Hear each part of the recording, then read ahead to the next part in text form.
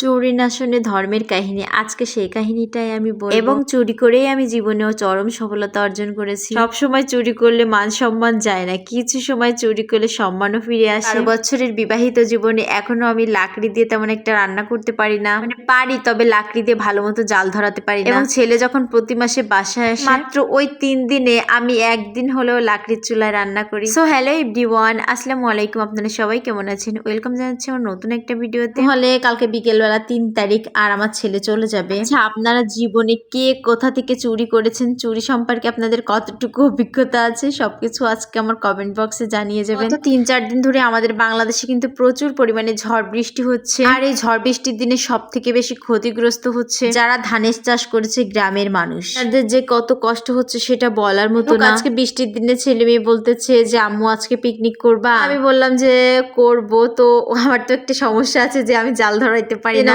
ছেলে বলতেছে আম্মু আমি থাকতে তুমি কেন এত টেনশন করো, তুমি তো জানো যে আমি তোমাকে ভালো করে লাকড়ি দিয়ে জাল ধরিয়ে দিই। তো আমি বললাম যে চলো তাহলে। আমি এবার আমি অন্যান্য তরি তরকারি গুছিয়ে নিচ্ছিলাম, তারপরে পেঁয়াজ মরিচ ভালোভাবে কুটে নিচ্ছিলাম। এরই ফাঁকে আমার ছেলে লাকড়ি দিয়ে যে জাল ধরিয়ে নিল। আমার ছেলের মাঝে কিন্তু ট্যালেন্ট আছে বলতে হয়। যে কাজ মা পারে না সেই কাজ কিন্তু তার ছেলে পারে। রান্না করতেছিলাম, অনেক বেশি ধোয়া হচ্ছিল, তার জন্য আমার ছেলে জানালাটা খুলে দিল। দেখতেছিলাম আর রান্না করতেছিলাম আর বাচ্চাদের সাথে গল্প করতেছিলাম। দেখি জানালার পাশে আমার একটা জামরুল গাছ আছে, আর সেই গাছে অনেক জামরুল পেকে আছে। হয় কি, আমার এই ঘরের পেছনের সাইডে আমি যাই না, এই সাইডে যাইতে কেমন কেমন যেন লাগে। আমার বাচ্চাদেরকেও কখনো এই সাইডে যাইতে দিই না। বাচ্চারা বলতেছে আম্মু চলো না একটু ওই জামরুল গাছে যাই, চলো না। আমার বাচ্চারা মানে একা একাও ওখানে যাইতে সাহস পায় না। তো আমি রান্না শেষ করে ভাত বসিয়ে দিয়ে তারপর গেলাম। তো আমার রান্না শেষে আমার ছেলেরা বলতেছে আম্মু একটু ছিটা পিঠা বানাও। তো আমি গুলা গুলিয়ে দিলাম, আর বড় ছেলেকে বললাম আব্বু তুমি ছিটা পিঠাটা বানাও। তো এই ছিটা পিঠাগুলো কিন্তু আমার ছেলেই বানাইছে।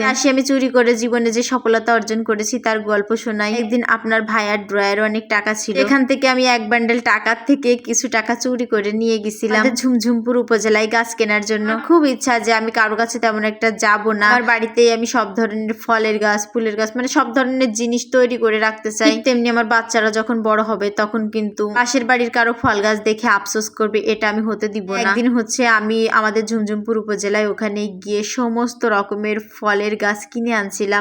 আম, জাম, কাঁঠাল, জামরুল, আমলকি, কামরাঙ্গা, পেয়ারা, লেবু ইত্যাদি ফলের গাছ কিনে আনছিলাম। আর ফলের গাছে ফল ধরতে কিন্তু বেশি দিন সময় লাগে না। ছেলেকে স্কুল দিয়েই কিন্তু আমি এই গাছগুলো কিনে আনছিলাম। আপনাদের ভাইয়া যখন বাসায় আসছিল তখন তাকে আমি 1000 বার 100 বার সরি বলেছিলাম। যাই হোক, আপনাদের ভাইয়া আমাকে কিছু বলেছিল না, যেহেতু তার সংসারের জন্যই করেছি, তার বাচ্চা কাচ্চার জন্যই করেছি। বিশ্বাস করেন ওই সব গাছে যখন ফল হয় বাচ্চারা আনন্দ করে খায়, কিন্তু আমার ভীষণ ভালো লাগে। এবং আপনাদের ভাইয়াও বলে যাই হোক জীবনে চুরি করে একটা ভালো কাজ করেছে। চুরি করে যদি স্বামীর কাছ থেকে প্রশংসা পাওয়া যায় তাহলে তো মাঝে মাঝে চুরি করাই লাগে। এইভাবে সংসারে ভালোর জন্য আপুরা আপনাদেরকে বলছি আপনারাও মাঝে মাঝে চুরি করতে পারেন। এর মতো এই পর্যন্ত, ভালো থাকবেন সবাই।